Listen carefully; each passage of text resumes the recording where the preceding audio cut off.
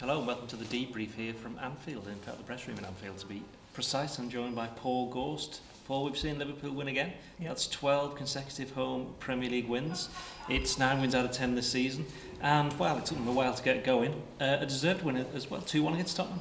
Yeah, no doubt about it. I think Liverpool was shocked, weren't they? Well, everyone was, with Tottenham scoring inside a minute with Harry Kane when he basically reacts first to Son's shot when it hits the bar. And to be honest, I was expecting the offside flag to go up. I don't know about you, it didn't go up, and I thought maybe they'll check VAR and they'll overturn it, because it looked like Kane was in so much space. It was a surprise. Well, they checked, didn't they? And yeah, you saw the replay, clearly he was on side. Yeah, they always check, don't they? But I was expecting it to be ruled out when it wasn't. So I was quite surprised, considering how much space Harry Kane, of all people, had. But Liverpool weren't unruffled by it. They didn't knock them out of the stride too much. They just carried on playing their normal game and should have got back into it a lot sooner. Paolo Gazzaniga had a well, I haven't followed his career too closely, but he couldn't have played much better than that, could he? Too many times. Made an incredible save against Van Dijk, and then Alexander Arnold. He made a good one against Salah, and then Firmino in the same attack.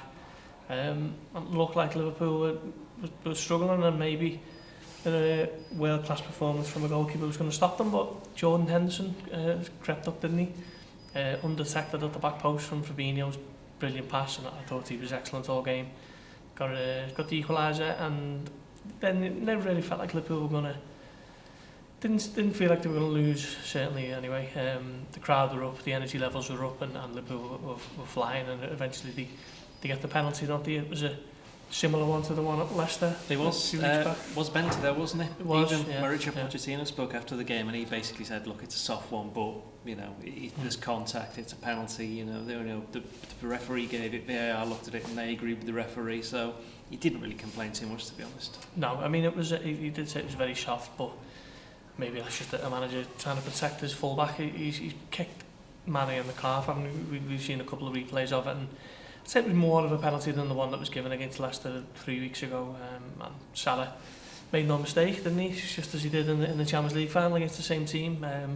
Liverpool 2-1, and then they dug in and held on, and Klopp brought on Joe Gomez for Salah, who's had another recurrence of that ankle injury.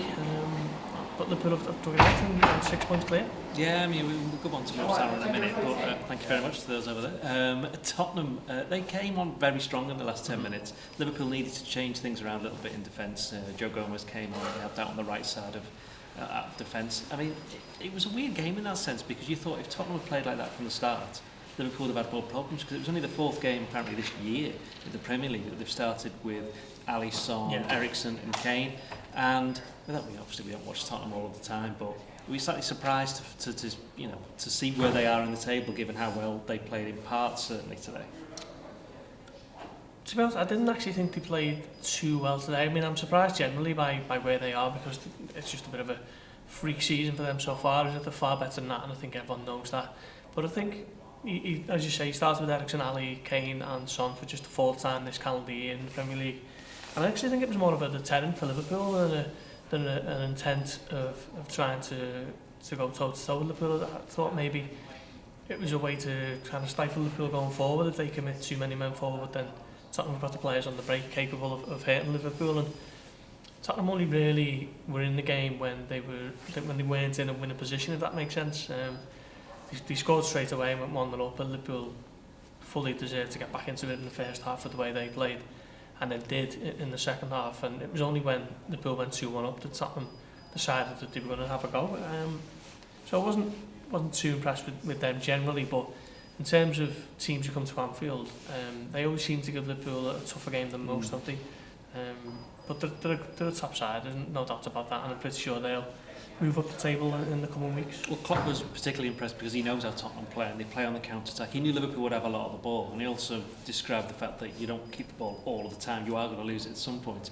And what was important for him was the counter-press, the way that Liverpool, when they did lose it, they went chasing up after it. And he says, that's something that was very prominent in the early years, certainly the 17-18 season, less so last season, but he was very impressed with the way they'd done it. He even said it was kind of back for this particular game. Well, that's how the penalty came about, wasn't it? Because Mane actually lost the ball at first, didn't he? And then he went off after it, and it was Aurier trying to clear it that he didn't notice that Mane had gotten in front of him. He just ended up kicking the back of his foot. But talking about Salah, he lasted to 85 minutes, went down holding his left ankle. Jurgen Klopp said after the game, it's nothing serious, but it's still been, 3 weeks since that tackle by Chowdhury in Leicester. He missed the game against Manchester United. There was mild concerns before the game because he missed training, or at least no one spotted him in training on Friday. And while he's played today, he scored. And by the way, he's become, only Roger Hunt has scored 50 goals at Anfield for Liverpool quicker than Mo Salah's done it. I think he's done it after 58 games. But it is a slight concern, isn't it? It is, it's a strange one. The Liverpool mix zone is just behind us there through that door, and Salah walked past fine. When he walked out against Leicester a few weeks ago, he was hobbling and he said, I'll have to see.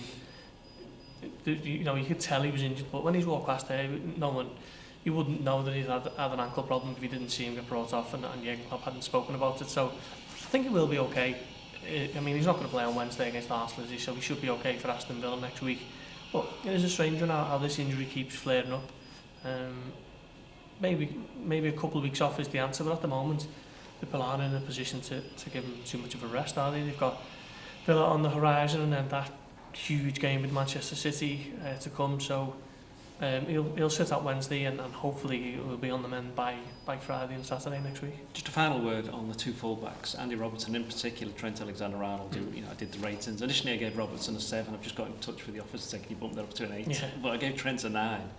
I thought he was excellent all the way through. I mean, Tottenham tried to do a number on him by putting Son on him and trying to push him back a little bit, but it ended up being the other way around. Trent just ended up pushing Son back, and he didn't really do a lot until that one chance in the second half. Yeah, well, I mean, playing in the Jurgen Klopp teams, especially as a fullback, you've got to have energy levels through the roof, and he's got that. But one thing he has, which pretty much no other fullback has, to come to mind, is just so technically gifted, isn't he? Every time he plays a pass, it's right on the money. There's so many deliveries from dead balls and from open play and passes. They just look so effortless to him. He just pings it and it just lands exactly where he wants it to be. And he was superb again all game today. He was so unlucky not to score a 25-yard pile driver, which the keepers somehow kept out. Top player, 99th Liverpool appearance. Shame he was ill during the week, because it would have been his 100th appearance against Tottenham today. Obviously he made his debut against them 3 years ago this week, so that would have been a little bit of neat symmetry, but he's going to be in the Liverpool team for the next 10 years, I'm sure of it. What an absolute diamond of a player Liverpool have got on hands. Liverpool 6 points clear again, 28 points from 30. Thank you very much.